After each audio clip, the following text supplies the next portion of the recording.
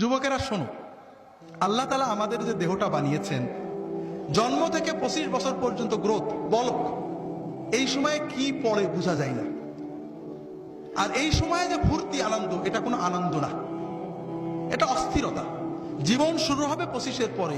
যদি 30 থেকে মৃত্যু পর্যন্ত জীবন পেতে চাও, মৃত্যু নয় জীবন, জীবন মৃত নয়, সত্যিকারের জীবন, যে জীবনে ফুর্তি থাকবে, কর্ম থাকবে, শান্তি থাকবে, এই রকম জীবন পেতে চাও, তাহলে আমার কথাটা একটু মন দিয়ে শোনো। আল্লাহ তাআলা যে নিয়মে বানিয়েছেন, প্রকৃতির সাথে যুদ্ধ করে আমরা জিততে পারবো না, আল্লাহর প্রকৃতিকে মেনে নিতে হবে। আল্লাহ তাআলা আমাদের সৃষ্টি করেছেন, প্রতিদিন 6-7 ঘন্টা তুমি ঘুমাবে, গভীর ঘুম, 1-2 ঘন্টা খেলবে, কঠিন পরিশ্রম, তোমার শরীর ঘেমে রক্ত টকবক করে বেরেনে যাবে। ফুটবল, হাডুডু, ব্যাডমিন্টন, ভলিবল, দৌড়, সাঁতার, এগুলো খেলতে হবে।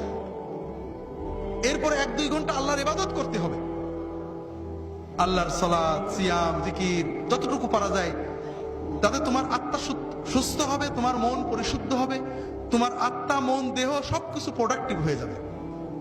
এরপরে তুমি 4-5 ঘন্টা তোমার 25-এর পরের জন্য কর্ম বা শিক্ষা নেবে।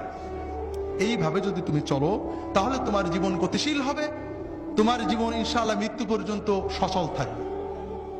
কিন্তু তুমি এখন খেলাধুলো বন্ধ হয়ে গেছে, সারাদিন মোবাইল, ইলেকট্রনিক মিডিয়া, আর খাওয়া তো কি খাচ্ছি আমরা দেখছি। ইউরোপ আমেরিকার লোকেরা কিছু সুস্থ থাকে, ঠান্ডার কারণে ওরা দৌড়াতে হয়, পরিশ্রম করে, আমরা গরমের কারণে ওইটাও করি না। সারাদিন মোবাইল দেখছি, শুনছি, কানে ইয়ারফোন লাগিয়ে শুনছি, আমাদের কান চোখগুলো নষ্ট হচ্ছে। রাতে জেগে জেগে মোবাইল করছি, কথা বলছি, আমাদের ব্রেনটা ক্রেজি হয়ে যাচ্ছে, আমরা বুঝতে পারছি না, তবে আমাদের লেখাপড়া নষ্ট হচ্ছে। কিন্তু সবচেয়ে বড় ক্ষতি হলো অশ্লীলতা, ছবিতে অশ্লীলতা, গানে অশ্লীলতা, সিনেমায় অশ্লীলতা। এই যে কিছুদিন আগে কিং খান গান গেয়ে গেলেন, অশ্লীলতা ছিল না?